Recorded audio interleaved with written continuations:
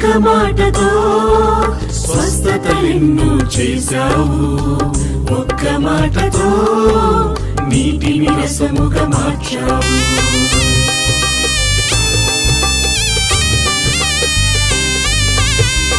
ఒక్క మాటతో స్వస్థతలెన్నో చేశావు, ఒక్క మాటతో నీటిని రసముగా మార్చావు. ఒక్క మాటతో విడుదలను కలిగించావు, ఒక్క మాటతో విడుదలను కలిగించావు.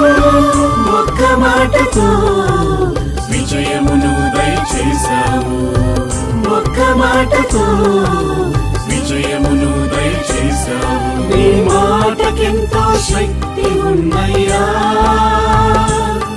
నీవు మాట పలికిన మహిమ